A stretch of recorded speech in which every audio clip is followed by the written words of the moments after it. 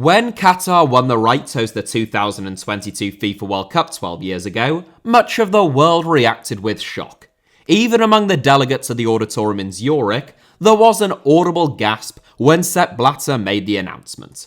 Qatar is by far the smallest country ever to have been awarded hosting rights, in terms of both landmass and population, and they didn't have a single stadium capable of holding a World Cup match, let alone the 8 that they had promised to build solely for the tournament. Not only would Qatar have to build 8 brand new football stadiums, an enormous amount of transport infrastructure, and accommodation for roughly 1 million football fans and all of the teams, they would also have to build a football team fit to compete in a FIFA World Cup. Qatar are the first World Cup hosts never to have previously appeared at a finals since Italy in 1934 at the second ever World Cup. And even that was only because Italy had refused to travel all the way to Uruguay in 1930, decades before the first commercial transatlantic flight. When they were announced as World Cup hosts in 2010, Qatar were ranked 113th in the FIFA World Rankings, below the likes of Haiti and Uzbekistan. To make matters even worse, just 5% of Qatar's squad at the time had actually been born in Qatar, and since FIFA were in the process of clamping down and tightening their rules around naturalization and fast-tracking foreigners' international teams, the task on Qatar's hands was immense. The scale of improvement that was required within little more than a decade was unprecedented in the entire history of international football. This is a country which has just 313,000 citizens, which is fewer than Coventry or Wakefield in the United Kingdom, and Lexington or Corpus Christi in the United States. Migrant workers make up more than 90% of Qatar's total population, which currently stands at just over 2.9 million, up from just 1.7 million people in 2010. A large increase which can mostly be attributed to Qatar recruiting an enormous number of South Asians to either build or staff projects related to this World Cup. So in 2010, Qatar had a terrible national team full of foreigners, a tiny player pool from which to recruit future players, and no football heritage. Yet just 12 years on, Qatar are powerhouses of the Asian football scene. In 2019, they won the Asian Cup, beating Japan 3-1 in the final. Despite never previously having got beyond the quarter-final stage, they have climbed all the way up to 50th in the FIFA World Rankings, ahead of the likes of Ghana and Bosnia and Herzegovina, and of their last 22 fixtures, heading into their World Cup opener against Ecuador, Qatar have lost just 2 of them. So in this video, we're going on a journey to Doha to see how this tiny Gulf state built a football team capable of competing at the World Cup in the space of just 12 years. Except, it is a journey that will take us beyond Qatar alone, to both Latin America and Sub-Saharan Africa, and back further than 2010, to when this project actually first began. This is the story of how a tiny Gulf state built a football team totally from scratch. Qatar is a very young country, younger in fact than most of the managers at this World Cup. Qatar only gained independence in 1971, having been a British protectorate from 1916 up to that point. The relationship between Britain and Qatar, and indeed Britain and most of the region, was almost entirely transactional. Britain and the United States were keen for countries in the Persian Gulf to be ruled by sheikhs and royal families, who they felt as though they could manipulate and control, ensuring a cheap supply of oil and gas, which would protect both countries' economic interests, in exchange for protecting the sheikhs themselves from internal uprisings and external invasions. Although these countries, like Qatar, Saudi Arabia, and the United Arab Emirates, are now independent and have grown extremely rich due to their natural resources, that transactional relationship hasn't really changed. Sheikhs still maintain the status quo and protect the West's economic interests, and in return, the West arms them up to the eyeballs and continues to consider them as key military allies. Because Qatar and their neighbours were client states of the British Empire though, rather than more traditional colonies like India, Nigeria, or much of the Caribbean, there was less cultural and sporting integration. It was still British oil workers who played the first recorded game of football in Qatar in 1948, supposedly in front of a crowd of extremely confused locals. In 1950, Al Nadja, now named Al Ali, became the first Qatari football club, and by 1951, a league had been established, featuring teams made up of both British and Indian oil workers. Over the next decade, football would take hold as the most popular sport in Qatar, culminating in the founding of the Qatar Football Association in 1960, which was granted FIFA affiliation in 1963. The Qatar national football team played their first official match in March 1970, 18 months before Qatar declared independence from Great Britain, as they competed in the first Arabian Gulf Cup. Things didn't get off to a great start for Qatar, as they lost their first ever game 2-1 to Bahrain, and they finished dead last in the first Arabian Gulf Cup, winning just a solitary point against Saudi Arabia. That is largely how things continued for the next 30 years, basically with Qatar not being very good, with the exception of the 1981 FIFA World Youth Championship, in which Qatar beat the likes of England and Brazil en route to the final, where they lost 4-0 to West Germany.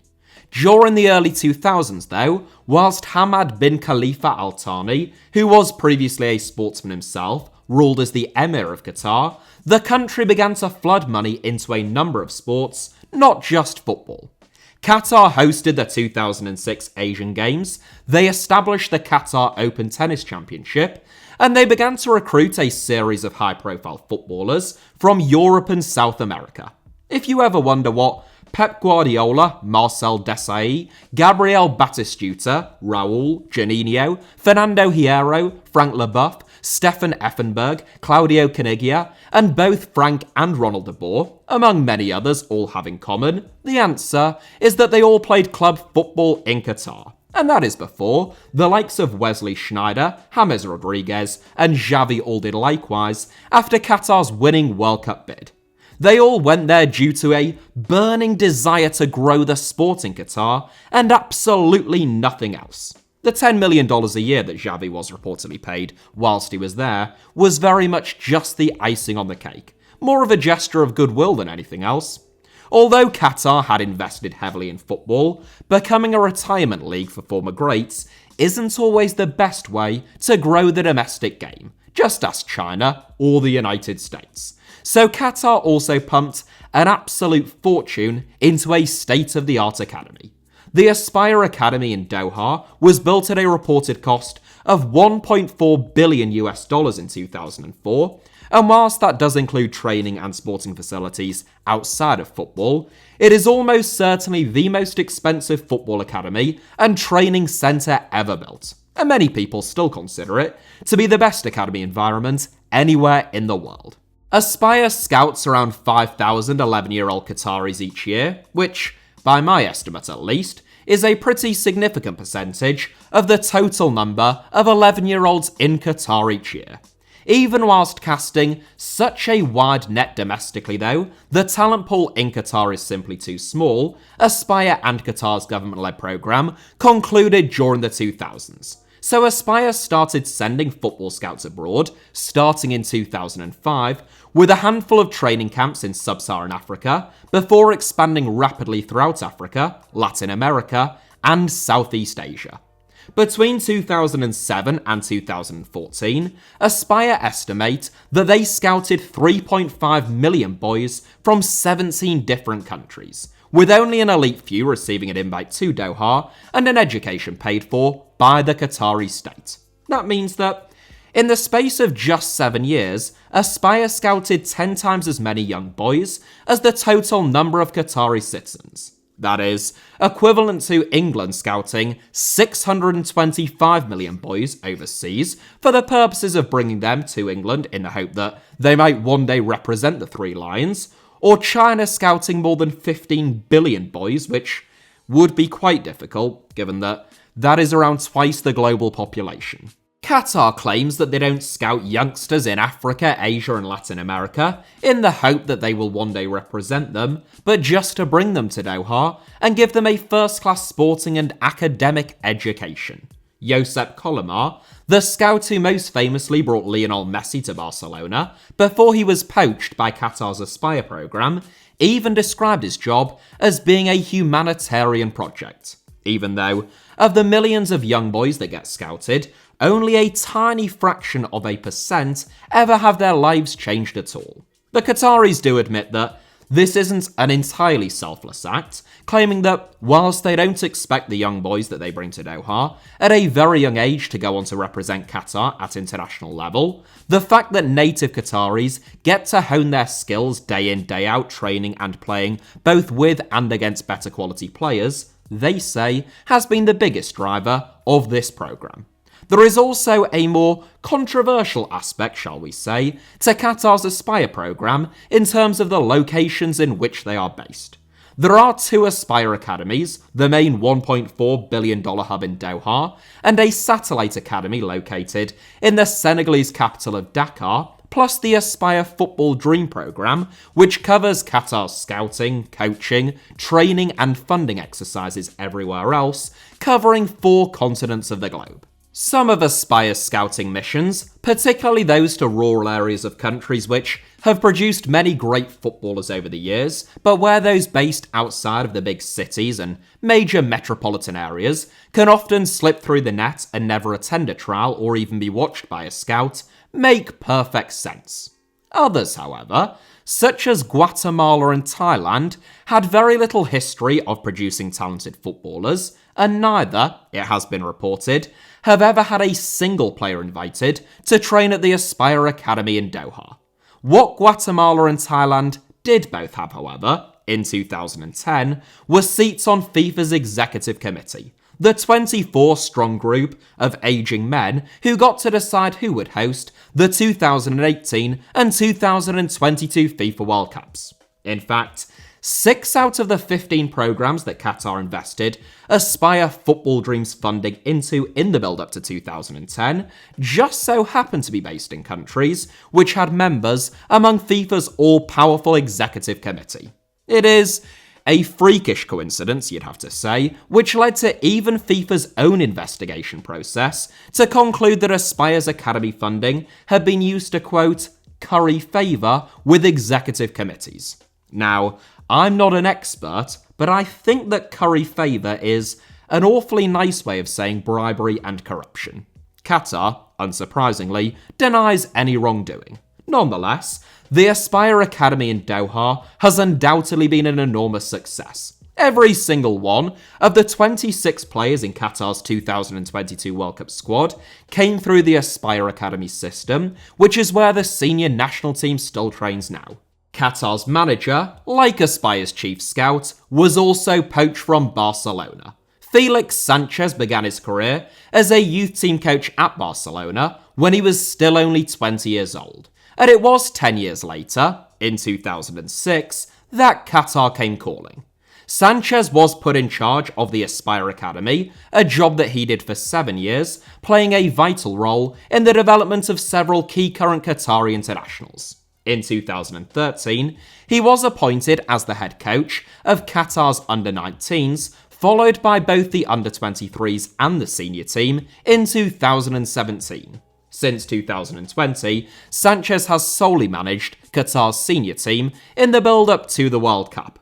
It means that for several members of Qatar's 2022 World Cup squad, Sanchez has been coaching them since they were literally 11 years old. And if there was any chance of Qatar going down the route that South Korea took in 2002 when they hosted the World Cup, of appointing a big name like Guus Hiddink, and it was reported that Qatar ultimately wanted Xavi to do that job, then that evaporated in 2019 when Sanchez guided his team to glory in the Asian Cup, creating a real feel-good factor about his squad throughout Qatar and a sense of genuine belief around the country and their prospects at the World Cup. After the United States narrowly beat Qatar in the semi-finals of the 2021 Gold Cup, USMNT boss Greg Berhalter described Qatar as being more like a club side than a national team. It's an interesting observation, and it is one that makes perfect sense, given that this is a group of players who, in some cases, have been playing together since they were children, who train together routinely rather than only coming together a few weeks a year like most national team squads, and who have had remarkable consistency in terms of their coaching. It is for that reason, one would surely imagine, that Qatar have been able to so grossly overachieve in recent years, and have made such enormous progress over the last 6 or 7 years alone. The Qatar Stars League, which is where every single member of Qatar's World Cup squad plays their club football, still isn't a particularly strong league. No Qatari side has appeared in the final of the AFC Champions League over the past decade, and when Xavi first arrived at Al Sadd from FC Barcelona in 2015, he really did look like a professional footballer playing against a bunch of children or amateurs. But that club environment, in which the national team has been forged over not just years but decades, has created a close-knit group which is far greater than the sum of its parts. The sheer amount of time that they have spent playing together and under the same coach has created a supreme spirit, togetherness, and an understanding of one another's games and a tactical discipline that, whatever their flaws, is likely to be unrivaled at this FIFA World Cup. In keeping with Qatar's likeness to a club side, unlike every other national team, they have basically had an entire pre-season together in order to prepare for this World Cup. In fact, they've had more than a single pre-season. The 2022-23 Qatar Stars League season, which only began at the start of August, was suspended on September 14th until after the World Cup, giving the Qatar squad more than 2 months to prepare for the tournament and reducing the likelihood that any of their players would pick up any injuries. Since then, Qatar have played 8 games, and they went on a tour of Europe over the summer to avoid the searing Qatari heat that caused this World Cup to be postponed, spending much of the past 5 months in either Austria or Marbella. To put the sheer number of games that Qatar have played in 2022 into some context, most European national teams, including England, have played 8 games so far this year. The South Americans, like Brazil, have played between 7 and 9, and the average for the Asian national teams is between 12 and 13. Even Senegal, who had both World Cup qualifying fixtures this year and the African Cup of Nations, in which they made it all the way to the final, played a total of 16 games. Qatar, meanwhile, have played 21 games in 2022 alone, in addition to the 6 games that they played in the last month of 2021. Rather aptly, given the comparisons between Qatar and a club side, several of those games have been against clubs rather than national teams. Between June and August of this year, Qatar faced 6 different European clubs during their pre-season tours, including the likes of Lazio, Fiorentina, and Royal Antwerp, and about a month later, they faced a couple of clubs from Slovakia. There is a slight misconception that the Qatar squad is packed full of players who have no connection to Qatar whatsoever, other than the fact that they were signed by state-owned clubs and have spent a couple of years there. That isn't actually the case, though it is not for the want of trying. Before winning the right to host the 2022 World Cup in 2010, when Qatar were bringing the likes of Batistuta, Desai, and Guardiola to play in the Qatar Stars League, the country was doing everything and all that they possibly could to strengthen the national team with foreign players. In 2004, for example, after Ailton won the Bundesliga Golden Boot at Werder Bremen, after scoring 34 goals in 43 games in a single season, but still didn't receive an international call-up from Brazil, the Qatar Football Association offered him Qatari citizenship, an upfront fee of €1 million, and a salary of €400,000 a year whilst he was there, in order for him to represent their national team. Qatari citizenship, it should be said, is among the most difficult to obtain of any country on earth. Typically, it can only be passed down paternally, so even having a Qatari mother might not gain you citizenship, and for those born outside of Qatar, you have to have lived there for at least 25 years, speak fluent Arabic, and be willing to give up any other citizenship that you already hold in order to just be considered.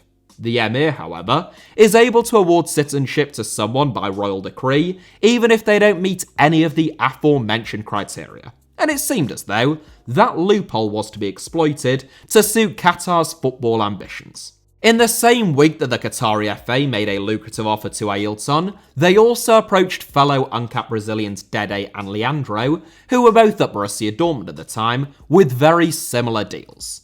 So audacious were Qatar's approaches to those three players, at exactly the same time, that FIFA intervened to block them from accepting the Qatar FA's contract offers and to tighten naturalization rules for international footballers worldwide. After Qatar reached the final of the 2015 World Men's Handball Championship, which the country hosted, with an almost entirely foreign team that had no connections to the country at all, Sepp Blatter stated that he wouldn't allow for the same thing to happen in football, describing it as an absurdity. You can always count on Sepp to protect the integrity of the game and to prevent anything absurd from happening in international football. Good old Sepp. Whatever happened to him anyway? Never mind, I hope he's doing well. Qatar didn't abandon their strategy of naturalization. Uruguayan striker Sebastian Soria, for example, who arrived in Qatar in 2005 and began representing the national team in 2007, is still Qatar's third highest appearance holder and fourth highest goal scorer of all time, and he is still playing in Qatar now, age 39, but clearly they couldn't afford to put all of their eggs in that basket, hence why more attention, and indeed more funding, was diverted towards the Aspire programme. There are 10 foreign-born players in Qatar's 26-man squad for the 2022 World Cup, who hail from 8 different countries, namely Algeria, Portugal, France, Iraq, Sudan, Bahrain, Ghana and Egypt. It is not unusual in the modern game for national teams to have foreign-born players. 28 out of the 32 countries at this World Cup have at least one, including England, in the form of Kingston native Raheem Sterling, and Morocco, Tunisia and Senegal all have more foreign-born players than Qatar. The difference between those foreign-born players and the early foreign-born Qatar players is that they were caused by external influences outside of football, whether that be economic migration, colonial legacies, or refugee crises. The reason why there are so many French-born players in the Morocco, Tunisia and Senegal squads is because Morocco, Tunisia and Senegal are former French colonies, which still have lots of migration to France. The reason why Switzerland's captain and vice-captain are both ethnic Kosovar Albanians is because many Kosovar Albanians, including Granit Xhaka and Xherdan Shaqiri's families, fled to Switzerland as asylum seekers during the Yugoslav wars. And even something that seems like an odd quirk of international football, such as Matty Cash representing Poland, is easy to explain when one considers that there are over 700,000 native Poles currently living in the United Kingdom. In the case of Qatar, though, the migration and eligibility of their foreign-born players, initially at least, was wholly manufactured by Qatar's FA, the Aspire programme, and government resettlement and citizenship programmes solely for football purposes. That is no longer the case. Or not entirely at least. The vast and ever-growing number of migrant workers that have arrived in Qatar over the past couple of decades have played a significant role in broadening Qatar's player pool, and only 3 members of Qatar's 2022 World Cup squad have no connection to the country other than that they have been playing football there for a while. Someone like Almoez Ali, Qatar's star man and all-time joint record goal scorer, was born in Sudan, but his mother, who is also Sudanese, moved to Qatar whilst he was still a child, not dissimilar to Raheem Sterling's mother relocating from Jamaica to London when he was 5 years old. So Qatar's approach has been multifaceted, and consequently, their national team is now a combination of Qatari citizens, the descendants of migrant workers, and naturalised foreign-born players. In terms of what to expect from Qatar at this World Cup, the fact that it is their World Cup debut makes them arguably the toughest team to weigh up and make any predictions about. What we can say for sure is that no team has ever been better prepared for any World Cup in terms of their pre-tournament arrangements, and we can also be fairly certain that they will play a 3-5-2 formation in possession and a 5-3-2 when they haven't got the ball. which are Felix Sanchez's preferred systems. Qatar are well disciplined, they take good care of the ball in possession, and in Akram Afif and Almoez Ali, they have two players who are capable of opening the opposition up and finding the back of the net. The difficulty for Qatar will be defensively, particularly from set pieces I think, where they have a distinct lack of physicality and height, and Portuguese right-back Roro, who was signed by Al Ahly in 2011 and became a Qatari citizen and international in 2016, will be so important in that regard, strong, athletic, and 6 foot 2 inches tall. Getting the balance right between defence and attack will be another challenge. From what I've seen of Qatar, I don't think that they are strong enough defensively to just sit deep and offer their only threat on the counter-attack, but nor are they talented enough to dominate a game over a full 90 minutes against top-quality opposition. Striking the right balance there will be crucial, but Qatar will be buoyed by the fact that they have the easiest group at the tournament. The talisman of their Group A rival Senegal, namely Sadio Mane, is going to be forced to miss the tournament, and they will have their own fans firmly behind them, and we all know how key home advantage has been at almost every previous World Cup. One thing that I would say, and I'll end on this, is that I see quite a lot of people relishing the prospect of Qatar getting battered at this World Cup, or at least are hoping that will be the case. There has been no more staunch critic of Qatar hosting the World Cup than me, and I maintain all of those criticisms and hold them more fervently now than ever before. But I think it's important that that ire is directed at Qatar's authoritarian dictatorship that is responsible for the country's mass human rights violations, and not at the country's footballers, who most certainly are not. In much the same way that Bukayo Saka isn't at fault for the UK's Rwanda policy, and Conor Cody can hardly be held responsible for consecutive UK governments allowing private water companies to dump raw sewage into the nation's rivers and seas, nor is Ismail Mohammed responsible for the thousands of migrant workers who have died since Qatar won the right to host this World Cup, or Mustafa Mashal in any way culpable for women in Qatar who report having been sexually assaulted, sometimes being jailed themselves, for up to 7 years on account of having sex outside of marriage by a cruel and barbaric legal system if the judge doesn't believe them. So, personally, I won't be hoping that Qatar get battered at this World Cup, nor will I be hoping that they win. I will be treating them with the same strict impartiality that I reserve for every national team other than England and my beloved reggae boys. There's another video to be made here about the legacy of this World Cup, if indeed there is one, and the future of Qatar's national team and football scene in general following the World Cup, along with all of the foreign investment that Qatar has made in football, along with their ownership of the likes of UPenn, Cultural Leonessa, most recently Braga, and most notably PSG, which is all part of how they have developed this current national team and current squad as well. But this video is already a long one. I'm sure that you are all sick to your back teeth of my voice by now, so I will leave this one at that.